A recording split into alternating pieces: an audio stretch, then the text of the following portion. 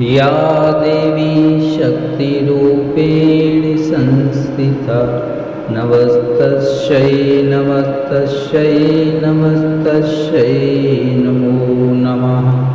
श्री गणेशाय नमः। श्री कमलापति नमः। श्री जानकी वल्लभो नमः। जय माता दी। ध्यान में अर्धनारीश्वर केसरी विग्रह की निरंतर शरण लेता हूँ। उनका वर्ण बंधु पुष्प और स्वर्ण के समान रक्तपति मिश्रित है। वह अपनी भुजाओं में सुंदर यक्षमाला पाश और वरद मुद्रा धारण करती है। अर्धचंद्र उनका आभूषण तथा वह 3 नेत्रों से सुशोभित हैं। दुर्गा सप्तशती पाठ के 9वें अध्याय की कथा को हम सभी श्रवण करते। राजा ने कहा, हे ऋषिराज, आपने रक्त बीज के वश से संबंध रखने वाला वृत्तांत मुझे सुनाया। अब मैं रक्त बीज के मरने के पश्चात क्रोध में भरे हुए शुंभ व निशुंभ ने जो कर्म किया वह सुनना चाहता हूँ।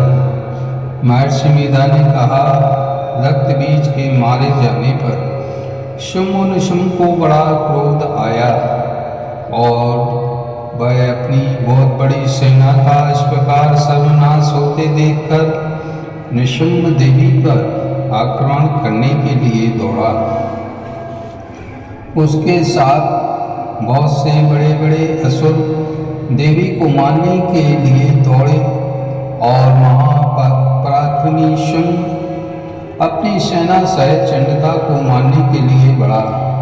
शुंभ निशुंभ का देवी से घोर युद्ध होने लगा और वह दोनों असुर इस प्रकार देवी पर बाण फेंकने लगे जैसे मेघों में वर्षा हो रही हो। उन दोनों के चलाए हुए बाणों को देवी ने अपने बाणों से काट डाला और अपने शस्त्रों की वर्षा से उन दोनों दैत्यों को चोट पहुंचाई। निशुंभ ने तीक्ष्ण तलवार और चमकती हुई ढाल लेकर देवी के सिंह पर आक्रमण किया। अपने वाहन को चोट पहुंची हुई देखकर देवी ने अपने क्षुरप्र नामक बाण से निशुंभ की तलवार व ढाल दोनों को काट डाला। तलवार और ढाल कट जाने पर निशुंभ ने देवी पर शक्ति से प्रहार किया। देवी ने अपने चक्र से उनके 2 टुकड़े कर दिए। फिर क्या था, दैत्य मारे क्रोध के सब कुछ भूल गया और देवी के मारने के लिए उसकी ओर शूल फेंका, किंतु देवी ने अपने मुक्के से उसको चूर चूर कर डाला। फिर उसने देवी पर गदा से प्रहार किया। देवी ने त्रिशूल से गदा को भस्म कर डाला। इसके पश्चात वह फरसा हाथ में लेकर देवी की ओर लपका। देवी ने अपने तीखे बाणों से उसे धरती पर सुला दिया।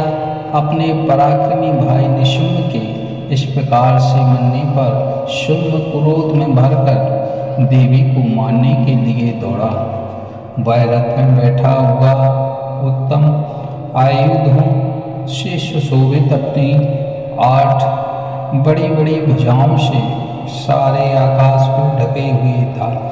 शुंभ को आते हुए देखकर देवी ने अपना शंख बजाया और धनुष की टंकोर का भी अत्यंत दुस्साहस शब्द दिया।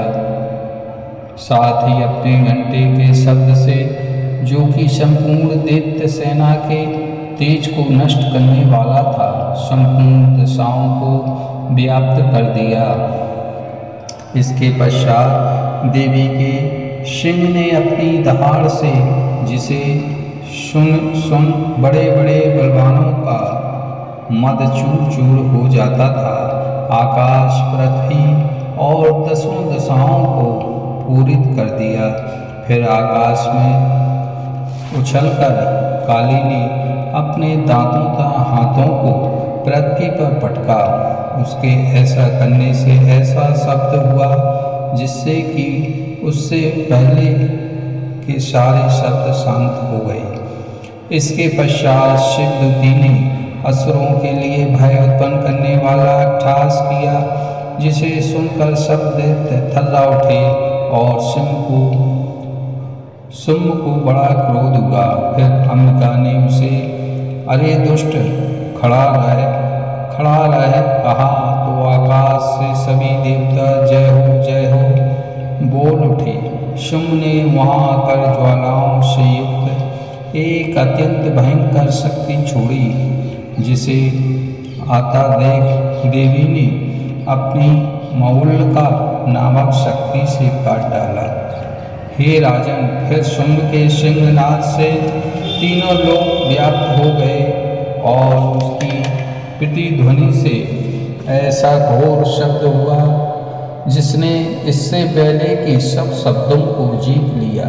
शुंभ के छोड़े बाणों को देवी ने और देवी के छोड़े बाणों को शुंभ ने अपने बाणों से काट सैकड़ों और हजारों टुकड़ों में परिवर्तित कर दिया।